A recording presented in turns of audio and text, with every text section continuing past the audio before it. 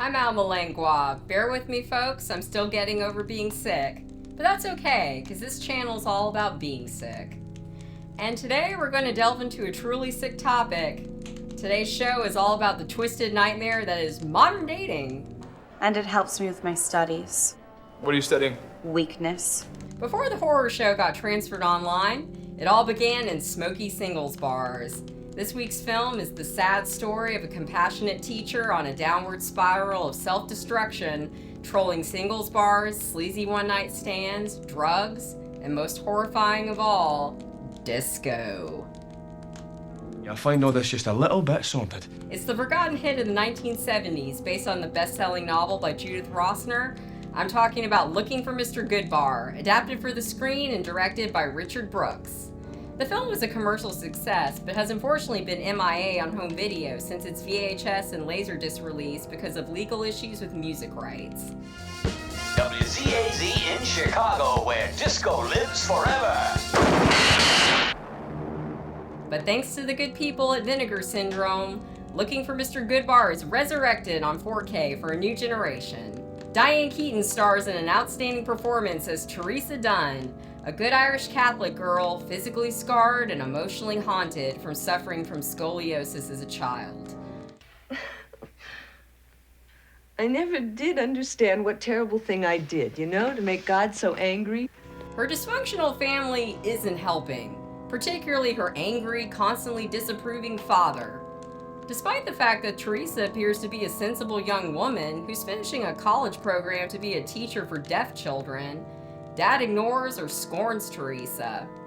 Her pill-popping, fetus-flushing, multiply divorced stewardess sister Catherine, however, is the family's golden child, put on a pedestal by Daddy. I'm a mess. Whatever I do, nothing turns out right. She's a walking nightmare of a person, but she's played by Tuesday well, so she's got that going for her. Well, you know that I'm a little flaky, and you never blame me. We all need somebody who won't blame us. Theresa also feels like a disappointment to her parents compared to her other sister, the perpetually pregnant Bridget. Guess what? I'm pregnant again. Number 2 on the way. Receiving zero validation at home, Theresa falls in love with the married Professor Martin Ingle when the hard-to-please English professor praises her essay to the class. Thus begins Theresa's first relationship, but unfortunately he's moody and vacillates wildly between affectionate and abusive. Damn. Some last-minute shopping. Merry Christmas. It's, a pipe. Christmas is commercialized crap. You want to celebrate the birth of Jesus? Do it in church. See you after the holidays. Ciao. Martin's obviously a narcissist, but I already said college professor, so that's redundant. Oh, you little puke. Theresa, unfortunately acclimated to this kind of behavior by her family, rather than realizing Martin is just a useless prick, interprets his mood swings as a personal failure on her part to maintain his affection. What did I do? Nothing. Is my breath bad? Do I use the wrong toothpaste? Stop it. Is my sex too straight? Tell me what you want. Nothing! Oh. When Martin ends up dumping her to have an affair with another student, Theresa is devastated. She graduates and starts her new job as an elementary school teacher for deaf students and moves out of her parents' house into an apartment of her own. What the hell is this supposed to mean? You're right. I can't live here by your rules, and I can't. It's time I went. Went? Went where? With who? On what? Alone. My place. My money. My rules. Oh, alone in Mugger's Paradise. Well, that's great. Now we can worry about you day and night. All makes sense, girl. Be yourself. I can't stay here and be myself. Your almighty self, is it? If it wasn't yourself, just what the hell have you been around here? What you wanted me to be. You're not Catherine, you know. Not by a long shot. Mama?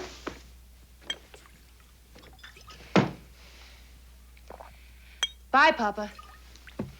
With her newfound independence, Theresa begins cruising singles bars on a nightly basis.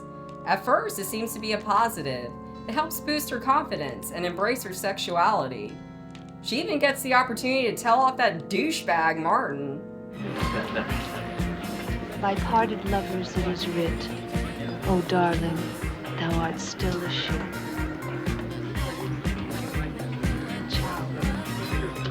But what begins as self-discovery descends into self-destruction as her sexual encounters become increasingly compulsive and demeaning, and her nightlife threatens to collide with her regular life. One's too many, a million's not enough. I got the same problem with men.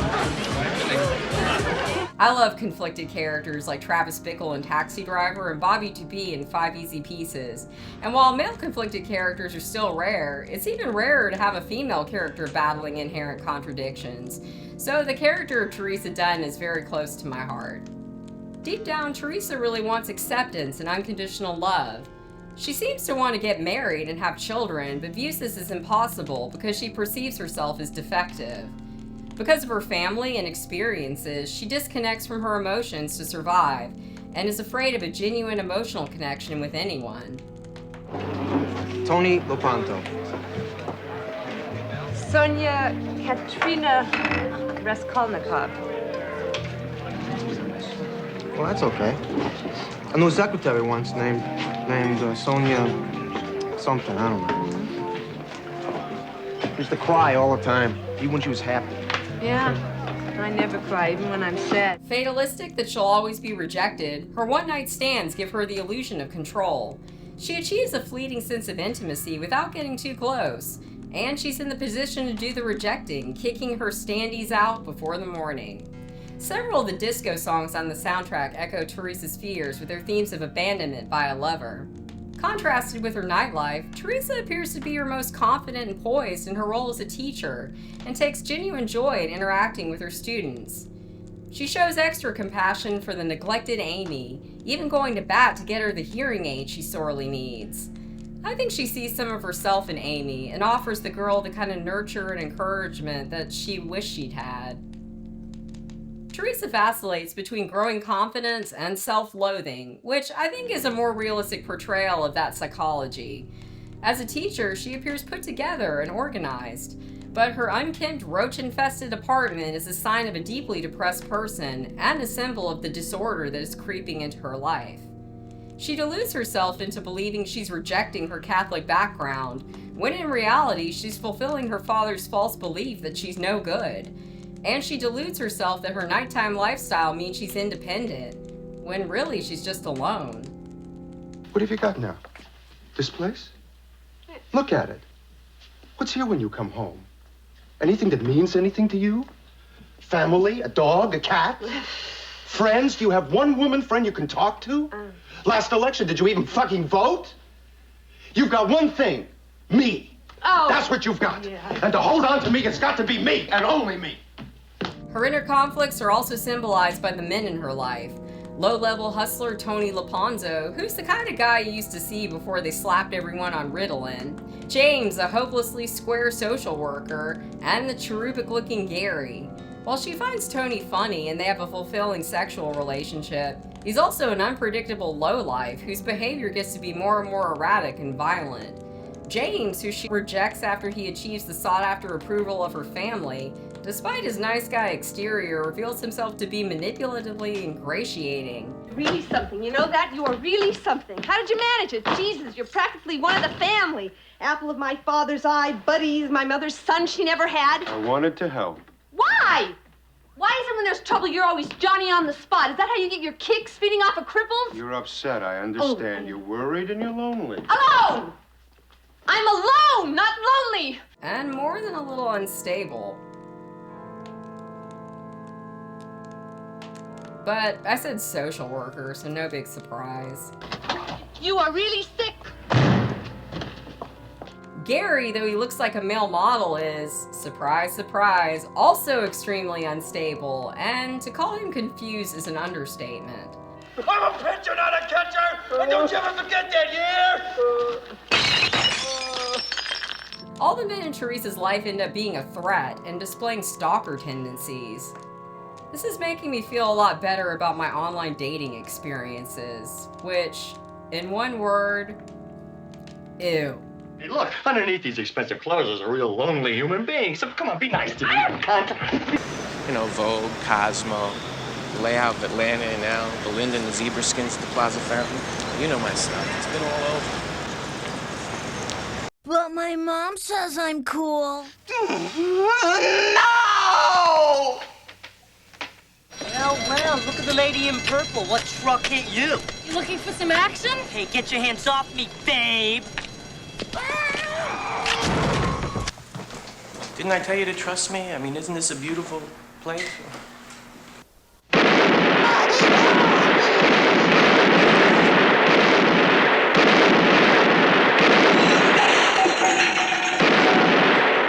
In adapting Goodbar, Brooks wanted to add some more wrinkles to Theresa, dismissing the Theresa in the book as a self-pitying crybaby. I think that the Theresa of the movie is more complex. His vision of her not as someone with two sides to her personality, but someone, because of unresolved trauma, someone who's not fully integrated the different aspects of her personality into a whole. I gotta get out of here. I think Brooks and the casting of Diane Keaton also adds a kookiness to Theresa, which breathes some more life into her. Theresa's quirky sense of humor is one of the reasons I love that character so much. The Theresa of the movie is also more tragic because she has so much going for her, but she just doesn't see it. She's pretty, she's smart, she's funny, she's a gifted teacher, and a kind and compassionate person. But despite all this, she's subconsciously destroying herself because of the false belief that deep down, she's worthless. It's too bad the film has been unavailable on home video for so long because it was a critical and box office hit when it came out. It was joked about that parents were taking their daughters to the film as a warning, but I think the film resonates for more reasons than that. Even if they had zero interest in living her lifestyle, I think most young women related to Theresa. Her insecurities, her desire for independence, and to establish her own life with her own set of values separate from her rigid parents. Her struggle to navigate a culture that had changed very rapidly. Singles bars were a fairly new concept at the time due to changing social mores. Before, it was improper for a woman to be unaccompanied at a bar, and if they were, it was assumed they were a prostitute looking for clients. Some critics accused the film of being reactionary, trying to punish a woman for engaging in casual sex. Yeah, real good. I see you've had some college. But to me, Brooks's aim is not to punish Theresa. On the contrary, I think the film has a great deal of empathy for her. I do think Brooks is critical of the one-night stand hookup culture as hollow consumerism masked as freedom. I just don't know why they let swingers in the building. Because they're so transient, that's why. They're always pairing up and switching off and moving in and moving out, and the landlords get to raise the rent every 10 minutes. Certain types of people have a hard time swallowing the fact that there could be any possible harmful consequences to casual sex. But especially for people with trauma in their background, there often is. Personally, I'm too misanthropic for hookup culture. I don't even like that many people. I'm antisocial. I'm becoming dangerously amoral. Filmmaker Jillian Horvath, in her commentary on the Vinegar Syndrome disc, points out Brooks' symbolism of the erotic mobile owned by Catherine and later given to Theresa. A mobile is a toy for babies, indicating these people are infantile in their sexuality, seeking constant instant gratification rather than the genuine connection of an adult sexual relationship. Oh, we all heard someplace, and we're all looking for a painkiller. Well, to the painkillers. Uh-huh. The title, Looking for Mr. Goodbar, a play on Looking for Mr. Right, indicates sex has become another product to be consumed. Your partner another disposable commodity to be unwrapped, devoured, and thrown away. In one interview, Brooks stated the film was about young people who constantly seek pleasure but experience no joy. Jesus, who's that? Me, when I need a fix. What the hell? You're a juicer, I'm a junkie. Yeah? What are you hooked on? Anything I can get? While I think Brooks empathizes with Theresa, in the film, sex without emotional connection is a dead end. The feeling of dread really permeates this movie. Like there's menace lurking in every shadow. And a lot of this is accomplished by the photography of William Fraker. I talked about him last on my Rosemary's Baby show. While both of those movies share that soft, diffused look, they couldn't be more different visually. Especially once Theresa starts hitting the bars, everything just feels grimy. It might be one of the darkest films ever photographed, which was the instruction of Richard Brooks. Brooks didn't want the sex scenes in the film to be too explicit or too erotic, so to illustrate to Fraker the kind of lighting he wanted, he had Fraker go out into the Los Angeles sunshine for a few minutes, then come back onto the dark set. When Fraker returned, he saw Brooks on the set without his pants on. He quickly averted his eyes, to which Brooks asked, "Did you see anything?" "No," Fraker answered. "Exactly," Brooks said. "That's what I want." Richard Brooks, the maverick filmmaker that often gets overlooked when it comes to talking about great directors, was responsible for several successful films, often containing provocative subject matter, such as Blackboard Jungle, Cat on a Hot Tin Roof, Elmer Gantry, Sweet Bird of Youth, The Professionals, and one of my favorites, In Cold Blood. Born Reuben Sachs to Russian Jewish immigrant parents in Philadelphia, he started his career in the 1930s as an itinerant journalist, working his way out west. In 1940, he began a second career writing and directing radio shows in Los Angeles, joined the Marines in 1943, and wrote 3 novels before making his directing debut in 1950. He co-wrote the screenplay for Key Largo with John Huston, whom was a mentor to Brooks, and the two men share many similarities. I gotta say, I really miss all those iconoclastic macho directors we used to have before the nepo wussies and sycophantic nerd bros took over Hollywood. Producer Freddie Fields approached several directors about Goodbar, including Mike Nichols, Bob Fosse, and Roman Polanski, but they all turned it down. In approaching his good friend Richard Brooks about what the problem could be, Brooks ended up landing the gig. Considered to be an odd choice for the project, since it's about a young single woman when he's a man well into his 60s, Brooks fell back on his reporting background, interviewing 600 single women in their 20s to gain more insight into the character and the single scene. Another one of his stylistic contributions I love is his use of fantasy sequence to give the audience a peek into Theresa's interior world. It reminds me of his use of flashbacks in Cold Blood.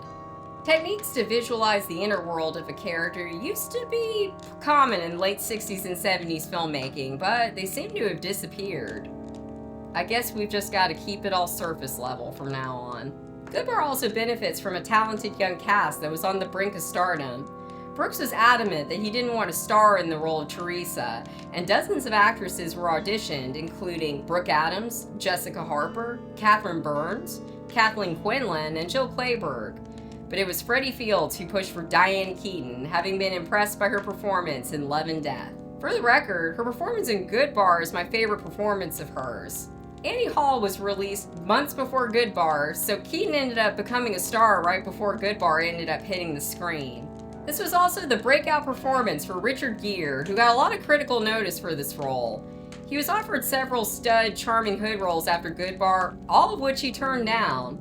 But I have a feeling this role influenced his casting in American Gigolo. This was also the film debut of Tom Berenger, who claimed he had nightmares for a few months after playing the disturbed Gary. He's most remembered for his roles in The Big Chill, Major League, and Platoon, but personally I'm a big fan of The Substitute myself. No talking in the library. About time you boys started hitting the books. William Atherton is James. He received a lot of critical acclaim for Day of the Locust and had a career playing sensitive young man roles before transitioning over to playing more stuffed shirt pricks in the 1980s in films like Ghostbusters and Real Genius. Is this true? Yes, it's true. This man has no dick. And in a smaller role as Amy's older brother, LeVar Burton, before he was about to be catapulted to fame by the made-for-TV epic Roots. And people forget Tuesday Weld was nominated for a Best Supporting Actress Oscar for her performance in this film. It was after a 5-year hiatus from the screen. The last film she starred in was another great, overlooked, and mysteriously MIA film about a conflicted female protagonist. Play it as it lays. As you can probably tell, I love this film. I hope the new 4K release gets it some more attention. Double feature it with autofocus and ruin your whole weekend. And join me next time for more regressive sexuality and a film about a girl with a really cool mom.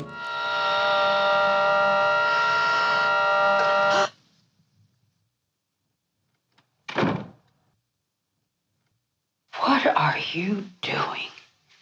I'm talking about Toys Are Not for Children. But until next time, stay sick.